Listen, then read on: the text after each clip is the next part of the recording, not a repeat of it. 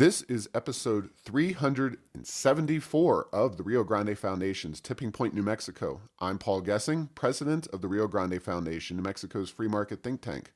You can find out more about the foundation at riograndefoundation.org. We are knee deep in the 30-day legislative session this year, 2022, and I am therefore very pleased to be joined by Fred Nathan. He is the founder and head of Think New Mexico, which is another think tank based up in Santa Fe, and we're working together on some issues. Sometimes we find ourselves at odds, but Fred does great work, and welcome to Tipping Point, New Mexico, Fred Nathan. Paul, thank you for having me back, and I think we agree more than we disagree. I just want to get that in there. I totally agree with you, and one of the big issues, well, before we get started on the issues, obviously, the last two legislative sessions have been rather unique. Last year was a totally virtual session. I know you and I have met up at the Roundhouse, but it's not exactly the People's House this session. Your office, however, is right across the street from the Capitol, and you've, I'm sure, been up in the Capitol more often than I have. But talk about kind of the the vibe that you see up there, because there's still a lot of Zoom meetings going on. How have you found your time in the Roundhouse versus on Zoom, et cetera? I would say that the Roundhouse is vibeless. It's just there's no one there. Vibeless, Fred, you're taking the SAT. Okay. Whew. Oh man, not too many times do people throw out words that I just don't even never have heard. But all right, well, Fred Nathan got me. That word. Okay. All right, so it is very quiet in there. It's much quieter. You know, you don't have the public in there. You don't have the school kids, the school buses, the community groups, the various stands or booths that you typically have set up. So, but you've been in there pretty regularly. And when you testify, are you typically testifying in person on the bills, or do you just do that across the street from your office, knowing that most of the committee members are going to be back in their rooms in Santa Fe? No, we've been doing everything on Zoom. Oh, okay. I've gone over a few times just to meet with sponsors in their office, but there's not a lot going on in there. It's really all taking place on Zoom. Well, which has its advantages. I think it makes it easier for people in rural parts of the state to participate. They don't have to drive up here. And I'm hopeful that when things return to normal, which I hope will be next session, that maybe we can do some hybrid things where everything again is conducted in public, in person, but maybe with some video conferencing to make it more accessible to people from rural parts of the state. Yeah, I couldn't agree more. Certainly, we've argued for a online component, a Zoom component, but definitely a different situation now than it has been, as recently as the 2021 session, or 2020 session, I'm sorry, when it was still in person primarily, or actually only, and then last year, the 60-day session, now in the 30-day session. It's very hard for anybody to access with all the requirements going on up there at the Roundhouse. So the good news is, folks, if you're concerned about some of the issues that we're about to talk about, if you want to see, for example, the Social Security taxation go away, take your time and try to testify in one of these committees and share your concerns with them. So let's talk about that, Fred. That is a bill, a set of bills, a concept that your organization has really made a top priority for the last few sessions.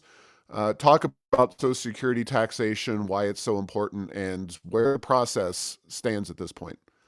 Yeah, so we got interested in this issue about 3 years ago when I came across this really interesting and alarming statistic that 62% of adult New Mexicans have $10,000 or less saved for their retirement. And so these people are mostly going to try to make it on Social Security, which of course was always designed to supplement your retirement savings, not to be the sole source.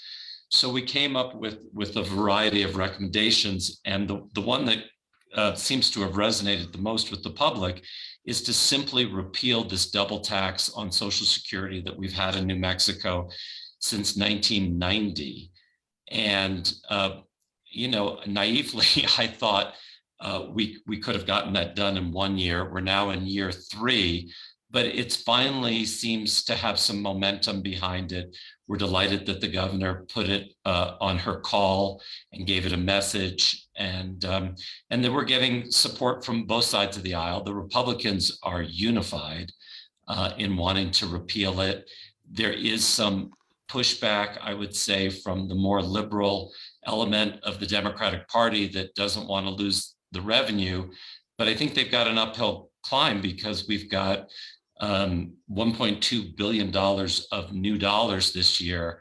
So it's hard to argue for them to say that we can't afford to repeal this tax, which probably would cost the general fund net maybe $80 million.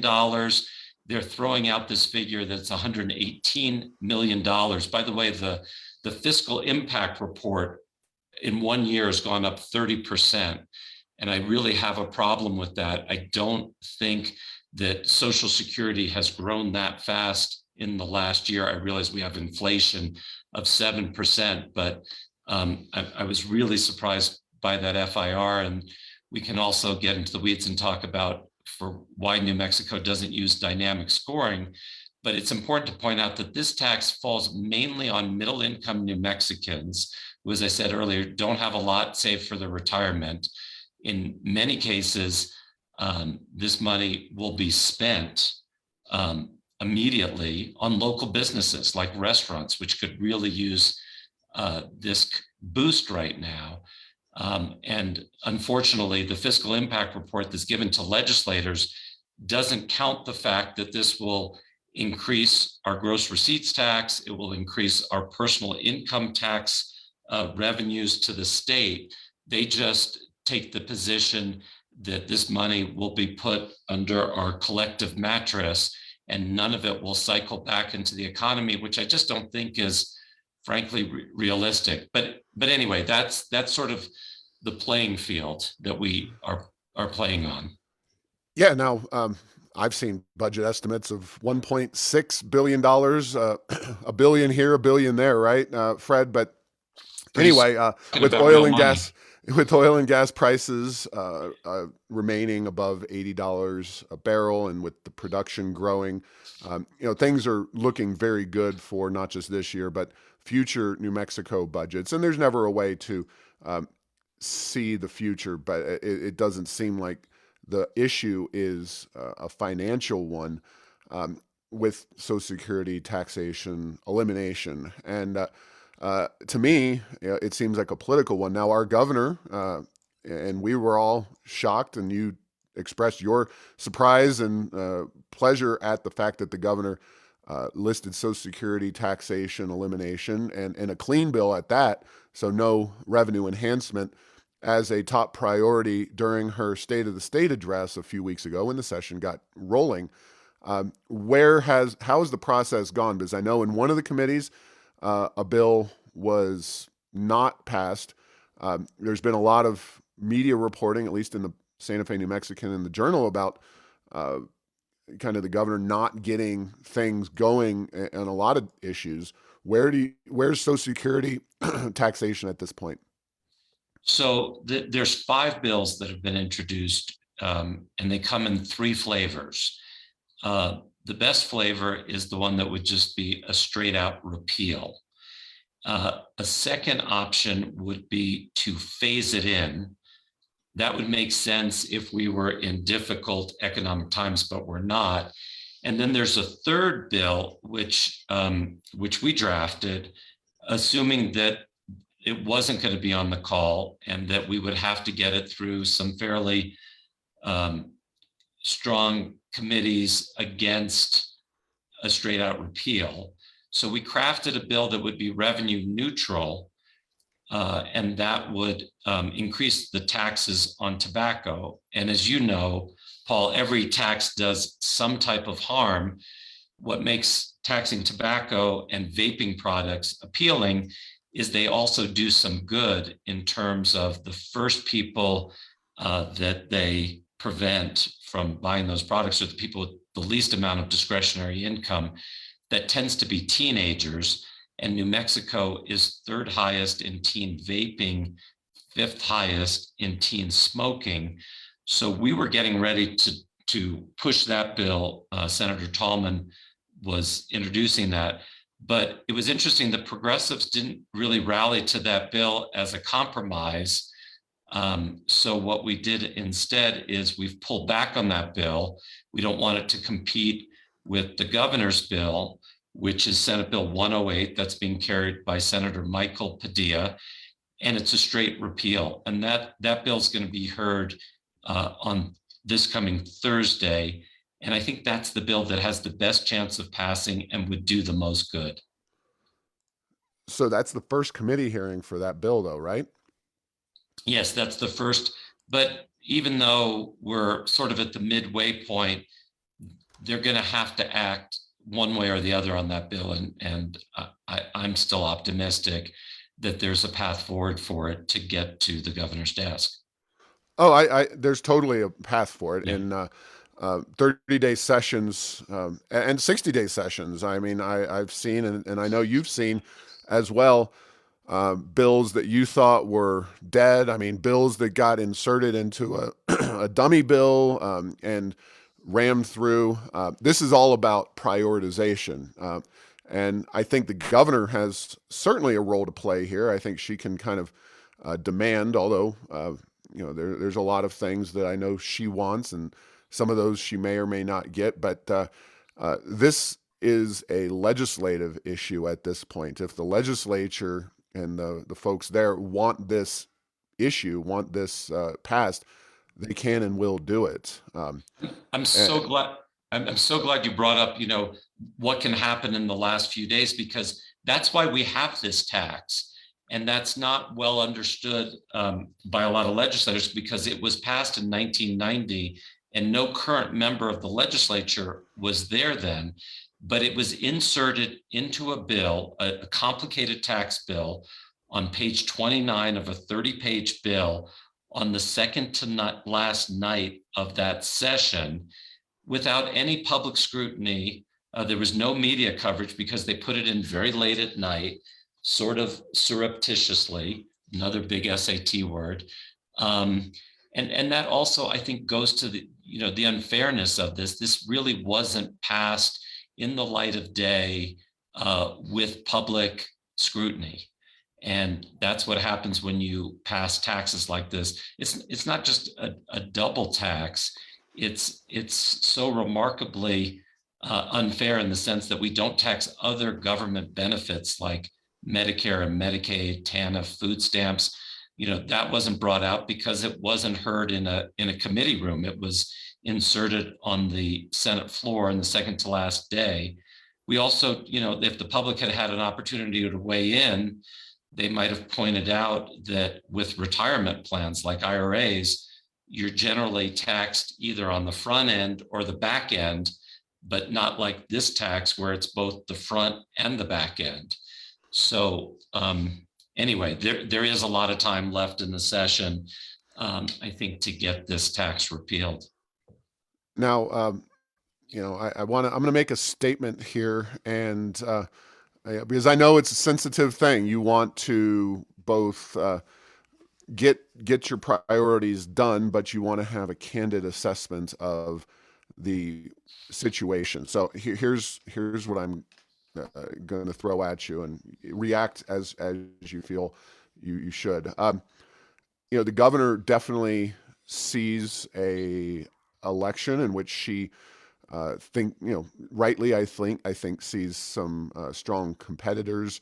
She's not especially uh, politically popular in New Mexico, and I think she feels the need on this and other issues to move a little bit more to the center on you know in the election year.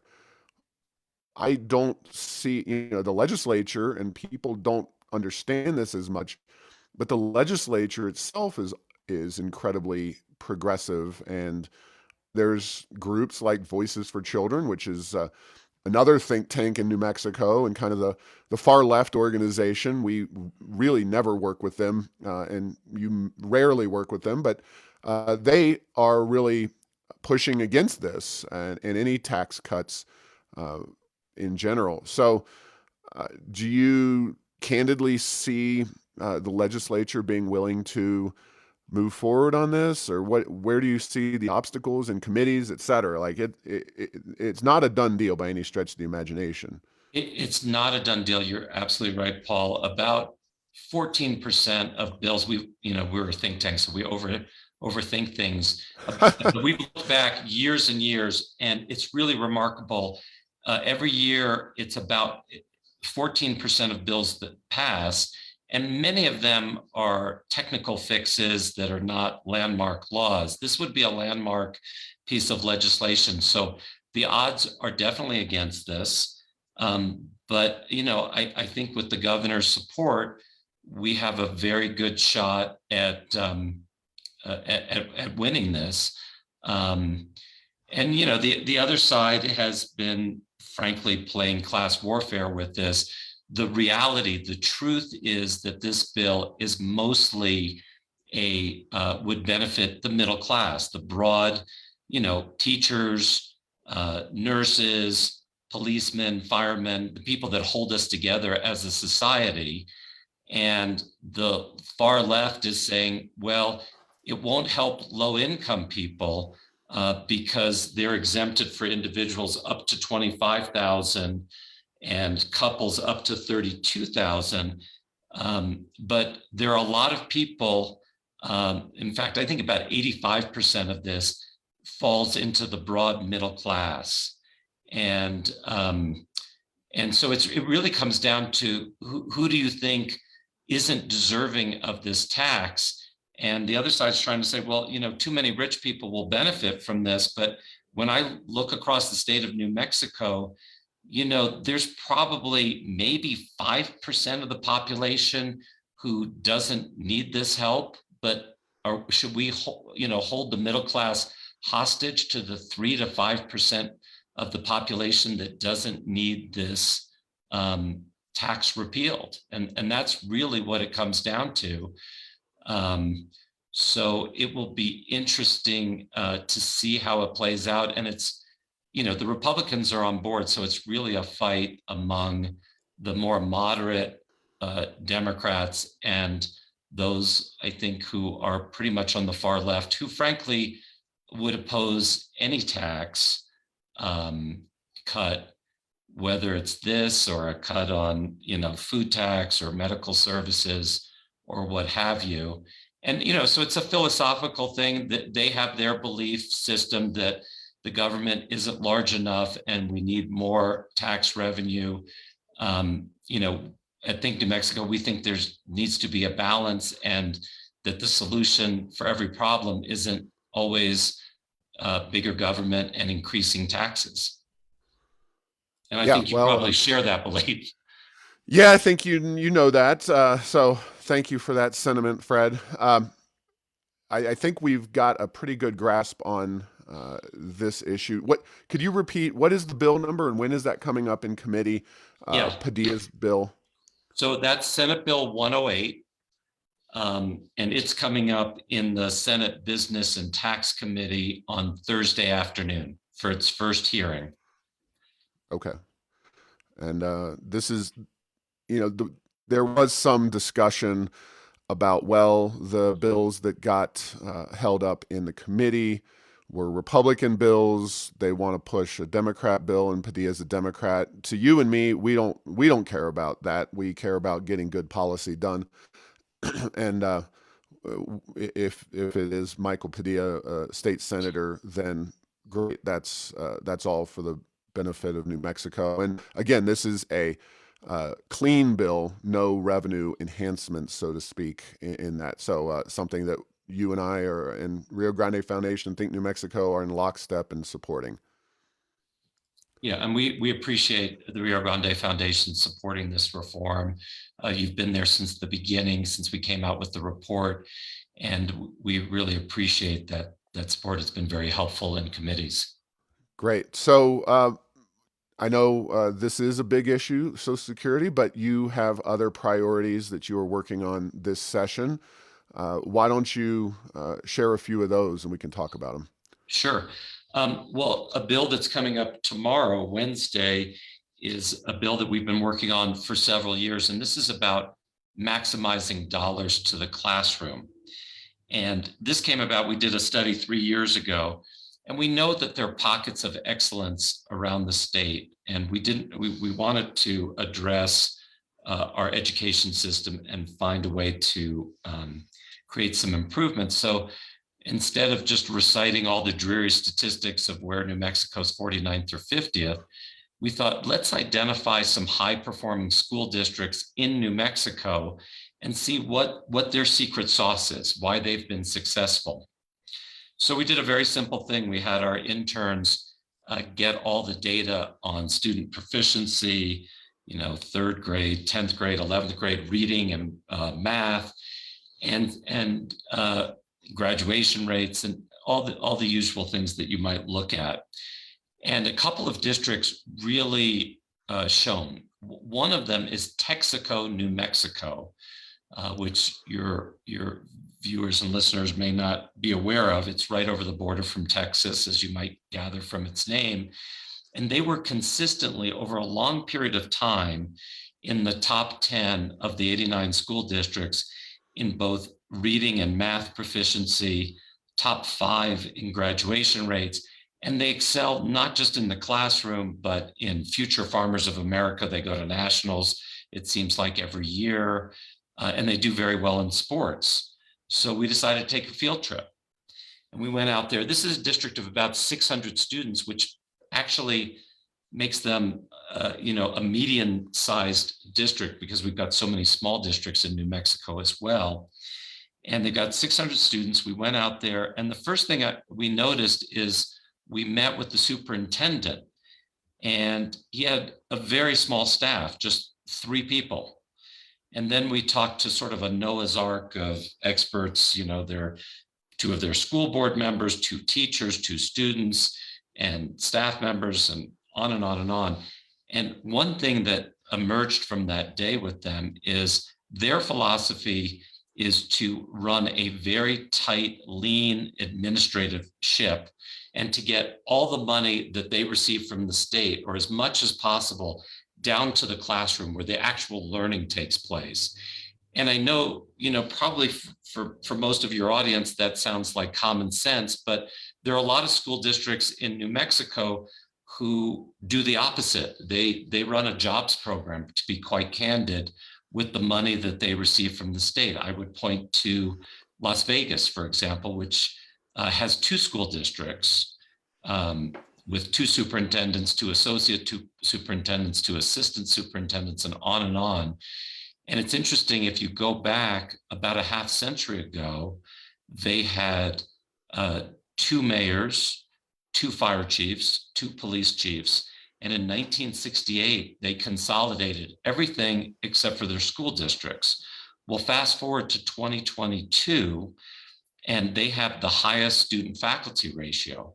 Why? Because they're spending so much money on administration, and it's a zero-sum, budgeting is really a zero-sum game. And if you're going to spend, the bulk of your resources on administration, that leaves less for the classroom. And so the kids really are suffering with classes that, have 35 students in them, because the adults haven't gotten together and say, this is duplicative.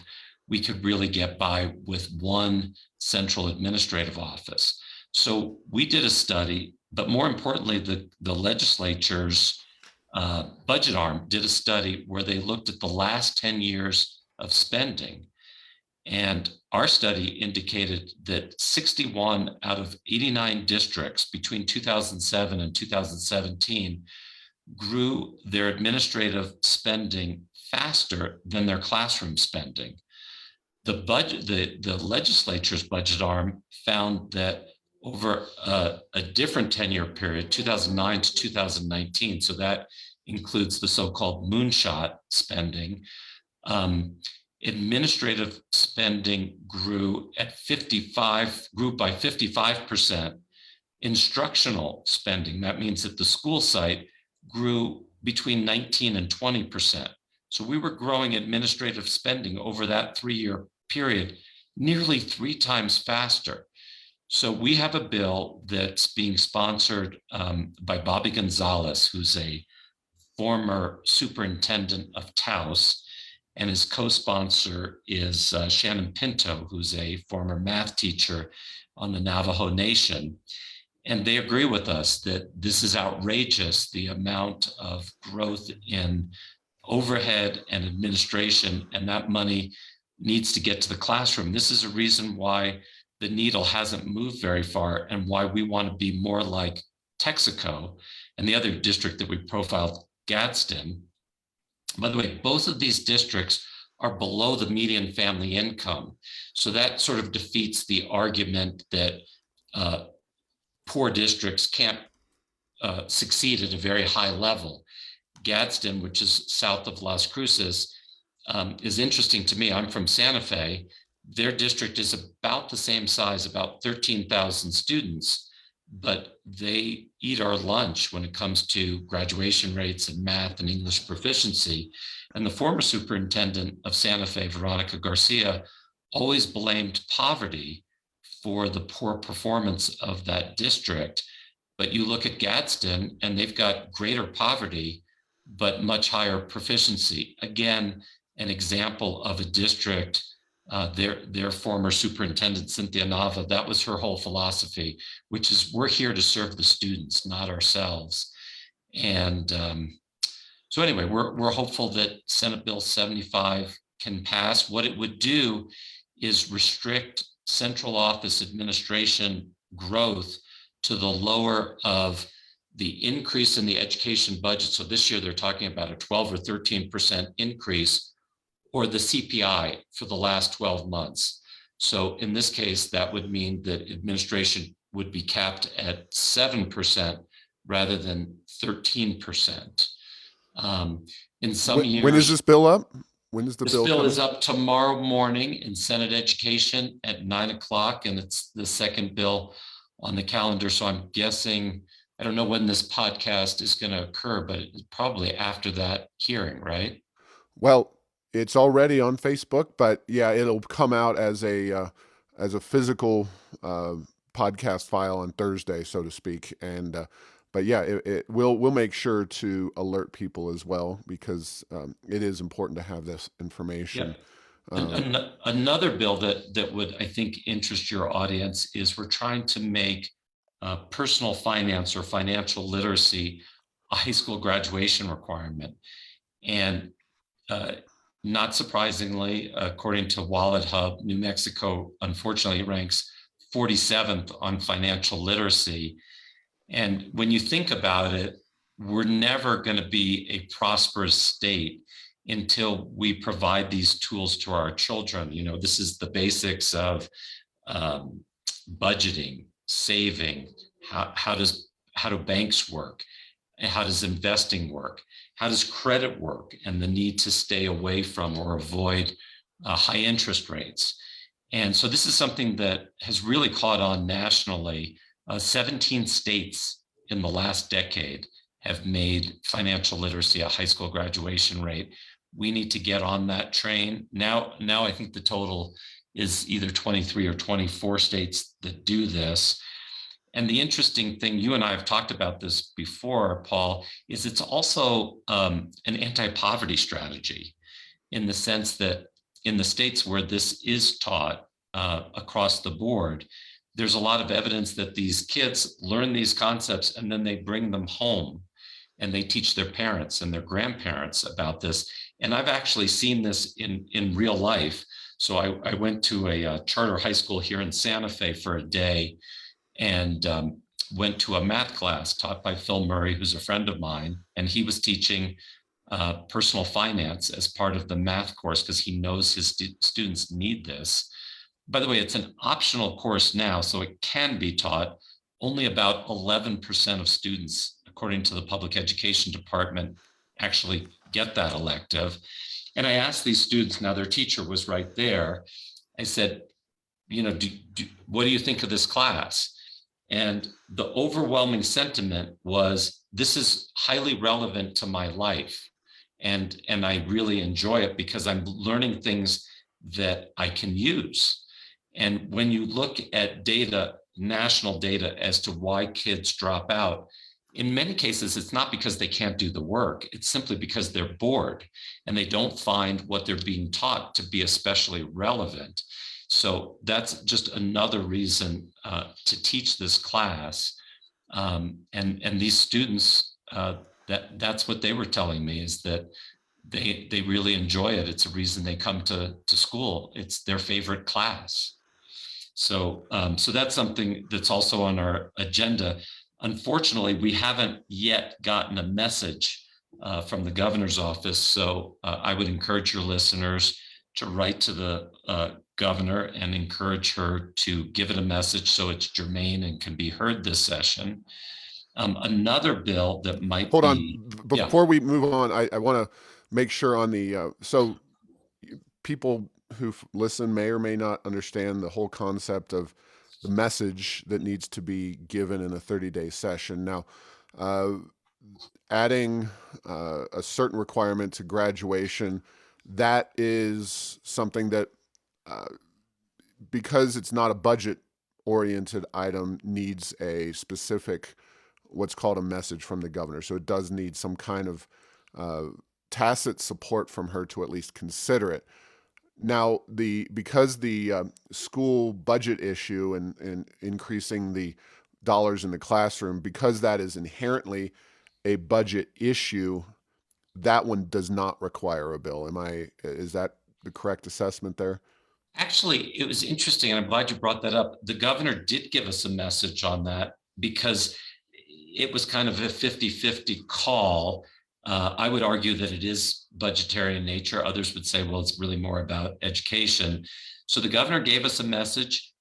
When she campaigned for governor the first time, she was actually quoted on the front page of the Albuquerque Journal in a profile as saying that this issue is outrageous, the level of administrative spending. Of course, I agree with her, and it's hard to argue with that once you look at the numbers.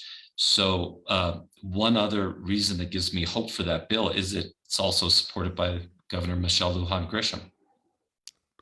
I Wow. don't know why she's not supporting personal finance, and that's probably on us. We haven't done a good enough job of lobbying it, but that is something that really, I think, resonates with both sides of the aisle. We had a bill last year, by the way, that got through the House unanimously, got through Senate Education unanimously, and then went to the Senate floor where it just died without a hearing, unfortunately.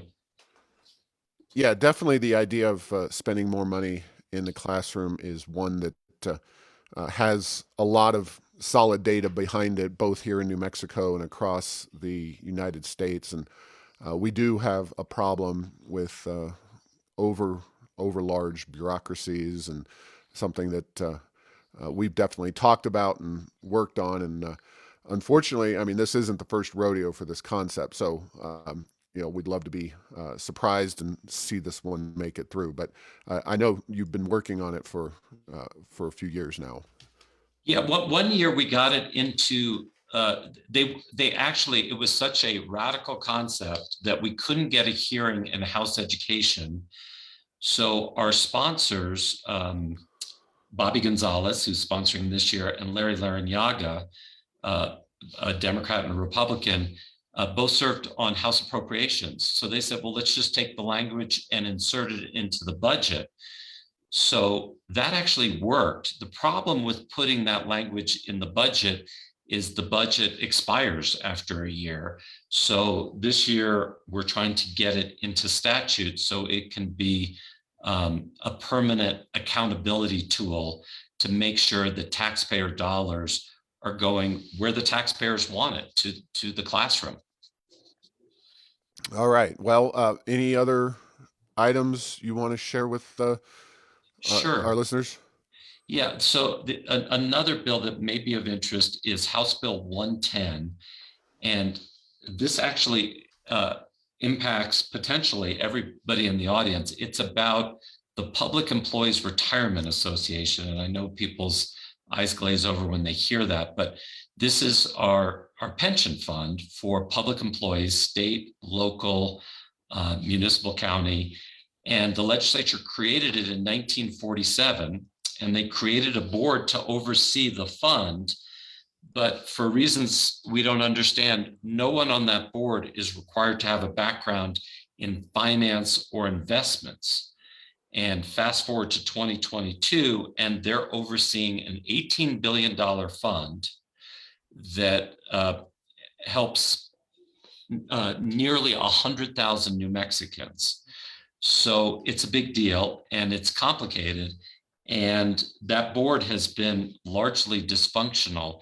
If you go to our website, we actually have archived some snippets from their meetings. So for example, they had 7 minutes of bickering over the quality of snacks that were being served to them by their staff. For 40 minutes, they debated the agenda for a board meeting. They can't agree on a board chair. And in a fourth meeting, one board member accused another board member of stealing her cell phone, and the police, they were called in to resolve this dispute. Meanwhile, another board member left saying that she wanted to deny the board a quorum. So this is a highly dysfunctional board, and their investment performance over the last 10 years has been bottom quartile. So the way this affects all your listeners is if this fund continues to underperform, it's underfunded. It's at about, I think, 70% of fundedness, which means if the fund had to pay out every pensioner today, they'd only be able to pay out about 70% of that money owed to pensioners.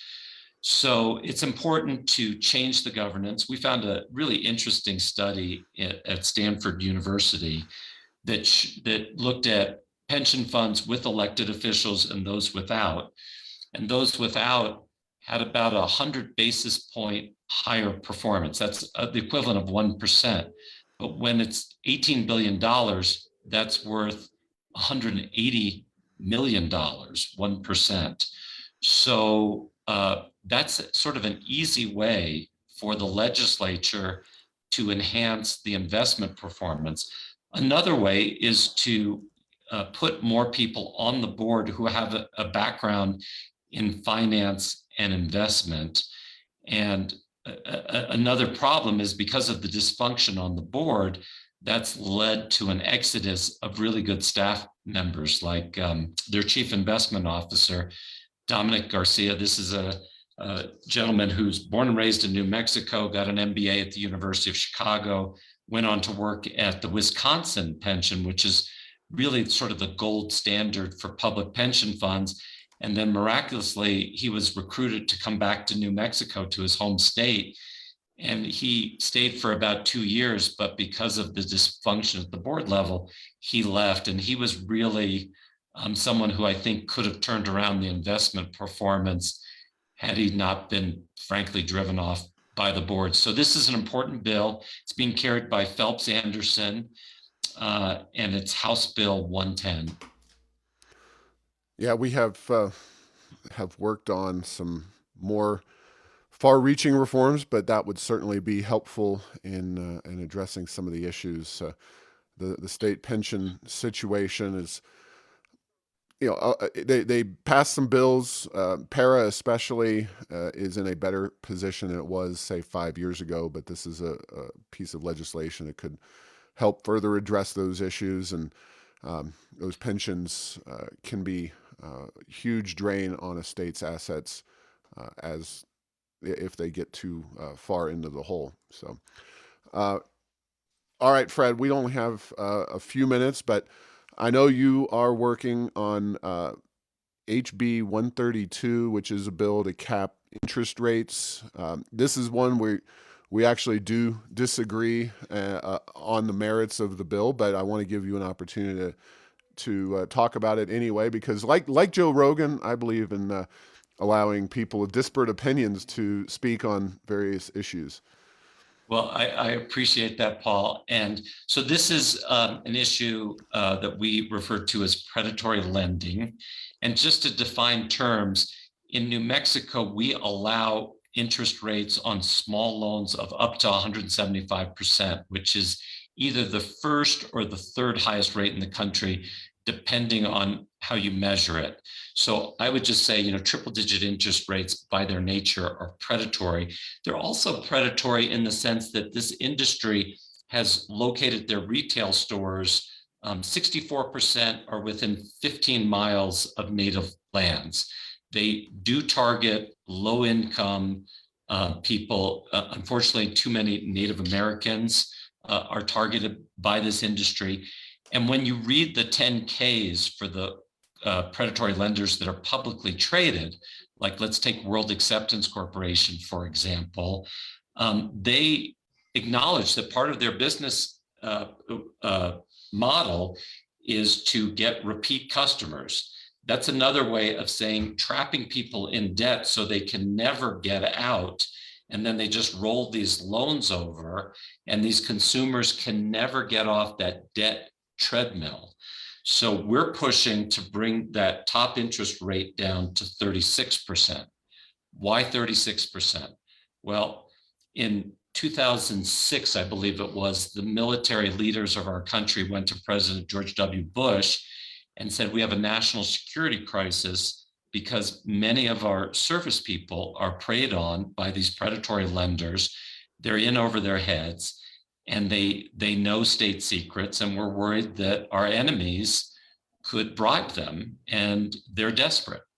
So working together in a bipartisan fashion, President Bush got through a bill called the Military Fair Lending Act that says when you're lending to military service people or their immediate families, members, you can't charge any more than 36%. Following that, about 14 states have said, let's extend that beyond military service people and their families to everyone in our states. Interestingly, they're about half red states, half blue states. So Arkansas has the lowest rate. They're at 17%. South Dakota, Montana, I believe Ohio, Virginia. There's about 7 red states that have passed a interest rate cap at 36% or lower.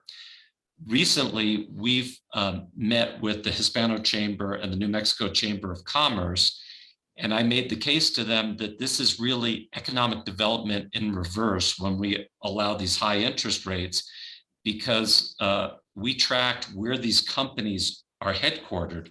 In 85% of the cases, these 561 predatory lending stores are headquartered out of state. So really what we're doing is we're taking money from low-income New Mexicans and exporting it outside of New Mexico. If we can bring the rate down, that would put money back in the pockets of low-income New Mexicans. They can't afford to save. They would spend that money, kind of like the Social Security repeal, if we're successful there, puts money back in the pockets of consumers who are likely to spend that money locally on local businesses. And I'm delighted to report that both the New Mexico Chamber of Commerce and the Hispano Chamber of Commerce are both now supporting House Bill 132, as is, I know, a close ally of yours, Paul, Senator Greg Schmiedes, who actually introduced a bill that's very much like Senate Bill 132.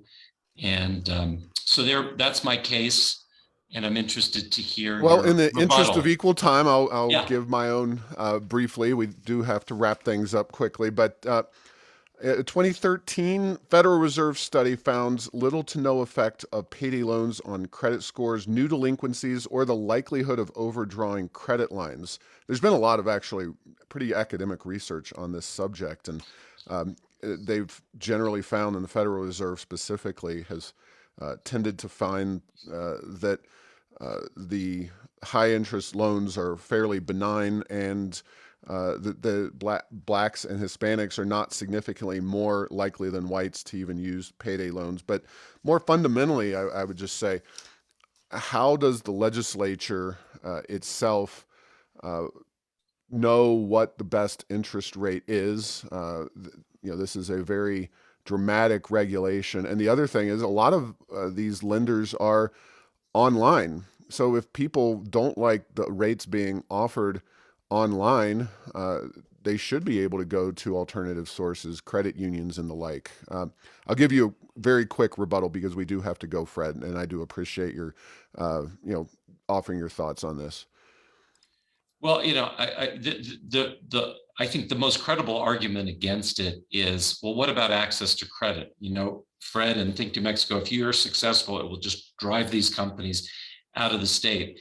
So we looked at the 14 states that have done it, and the answer is yes and no. Some companies definitely will leave the state, and their business model is to target states with high interest rates and low regulation, and that's New Mexico.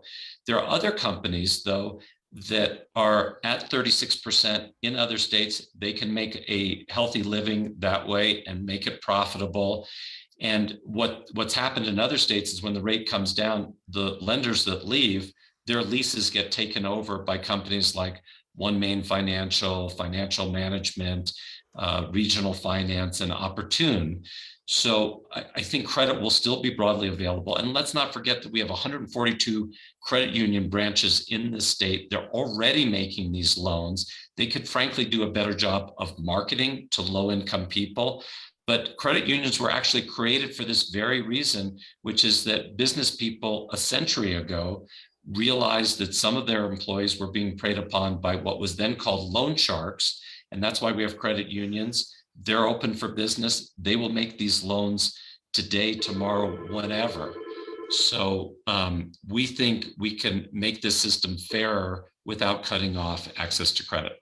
All right. Well, thank you very much, Fred. Look forward to working with you on most of these issues, and we'll see where the chips fall on the loan issue.